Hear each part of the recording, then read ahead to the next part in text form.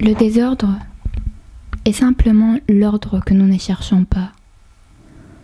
Vous ne pouvez pas supprimer un ordre, même par la pensée, sans en faire surgir un autre.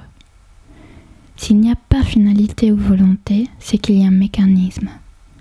Si le mécanisme fléchit, c'est au profit de la volonté, du caprice, de la finalité. Mais lorsque vous vous attendez à l'un de ces deux ordres et que vous trouvez l'autre, vous dites qu'il y a des ordres, formulant ce qui est un terme de ce qui pourrait ou devrait être, et objectivant votre regret. Tout désordre comprend ainsi deux choses. En dehors de nous, un ordre. En nous, la représentation d'un ordre différent qui est seul à nous intéresser.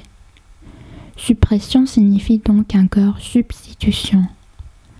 Et l'idée d'une suppression de tout ordre, c'est-à-dire d'un désordre absolu, enveloppe alors une contradiction véritable, puisqu'elle consiste à ne plus laisser qu'une seule face à l'opération qui, par hypothèse, en comprenait deux.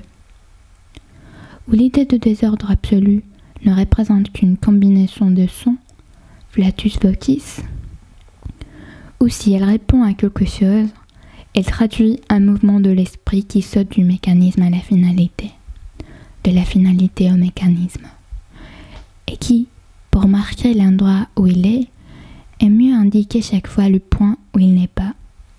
Donc, à vouloir supprimer l'ordre, vous vous en donnez deux ou plusieurs, ce qui revient à dire que la conception d'un ordre venant se surajouter à une absence d'ordre implique une absurdité, et que le problème s'évanouit.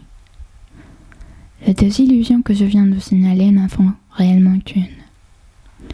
Elles consistent à croire qu'il y a moins dans l'idée du vide que dans celle du plein, moins dans le concept de désordre que dans celui d'ordre. En réalité, il y a plus de contenu intellectuel dans les idées de désordre et de néant quand elles représentent quelque chose que dans celles d'ordre et d'existence, parce qu'elles impliquent plusieurs ordres, plusieurs existences et en outre un jeu de l'esprit qui jongle inconsciemment avec eux.